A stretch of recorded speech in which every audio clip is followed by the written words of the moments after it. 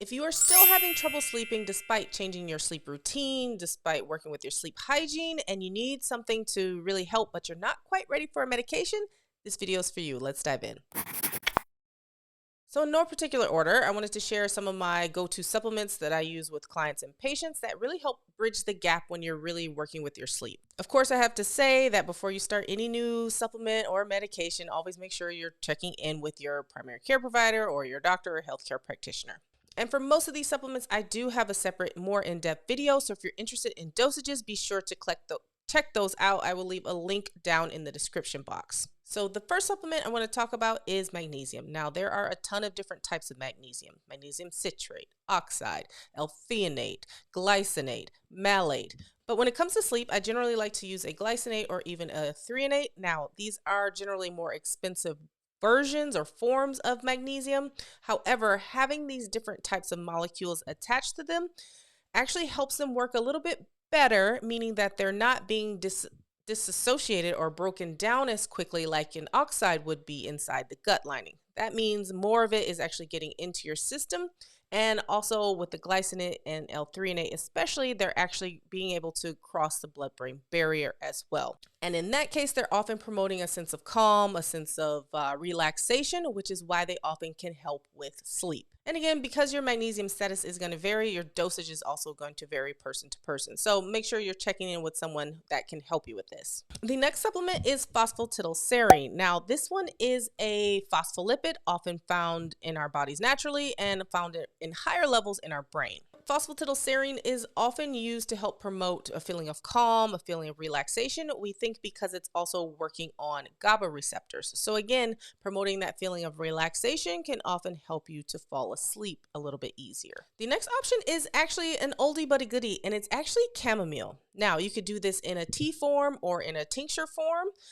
If you're going to do it in a tea form, of course, make sure you take it at least an hour or so before bed so that you're not waking up to urinate in the middle of the night. But chamomile also can work on GABA receptors, again, promoting that feeling of calm and those sedative-like effects. And in particular, it's the German chamomile that often is the most studied when it comes to the sedative-like effects and helping with insomnia. Now, if you're going to do a tea, I generally recommend that you actually use a loose leaf tea. It's going to be better quality. You're going to actually get more surface area of the herb. And make sure that you're doing 1 to 2 tablespoons per 8 ounces of boiling water. And then make sure that you're actually steeping it for about 10 minutes. Most people go wrong in that they don't actually let it steep long enough. Then they think it doesn't work. But you need to let it steep long enough to make sure that you're actually extracting out the stuff that's going to help you sleep. Another option that I often use is Valaran Root. And again, this one can be done in tincture or in a tea, but often the smell and the taste are not that great. I often say that it smells like wet socks. So I often recommend this one in a tincture form. Again, like many of the herbs I've mentioned so far, valerian root we think is operating on those GABA receptors, promoting that anxiolytic and also sedative-like effects. And you want to be careful with this one if you are on any blood pressure lowering medications or have low blood pressure to begin with, as valerian root can in certain dosages also be hypotensive. So just want to, again, make sure that you're being cautious and you're being careful when taking any new herb or supplement. Another often forgotten about option is l-theanine. Now, l-theanine is the constituent that's often found in green tea, but obviously we don't want to be drinking green tea before bed because we also have the caffeine.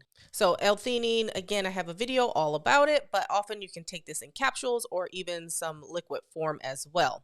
Again, also working on those GABA receptors, and I also tend to use this one for cognition as well because it can promote that feeling of calm and also focus. Again, this is another one that's often found in many different sleep formulas or something that I will cycle through when trying to find the right option for people to help with their insomnia. Now, 2 other herbs I want to mention, and I often kind of use them together, but you can use them separately as well, and that is passion flower and lemon balm or Melissa officinalis. Now, in naturopathic medicine, we often consider these to be nervine, meaning they're helping to relax the nervous system. They are either, again, great as teas, or you can often find them as tinctures as well. Again, like you would if you're using it as a loose leaf tea, as you would with the chamomile, make sure that you're using enough of the herb. Again, at least like 1 to 2 tablespoons per 8 ounces of boiling water. I will leave a link down below to one of the online shops that I often use to get raw herbs in bulk form. They have great quality, and I've used them since I was a student at Bastyr. So I'll leave a link down below. Not sponsored, not affiliate, or anything like that. And another option I want to share with you is a very popular Chinese herbal formula. I use this one quite often when prescribing Chinese herbs,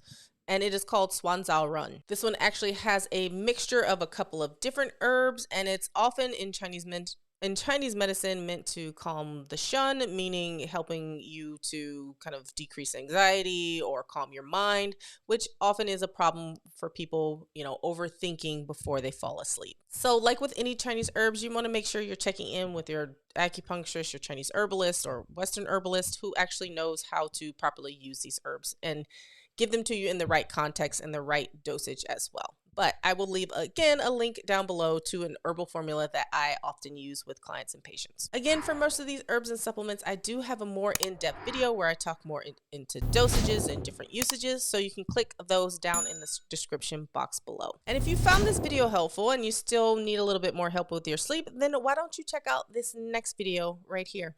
All right, I'll see you in the next one. Bye.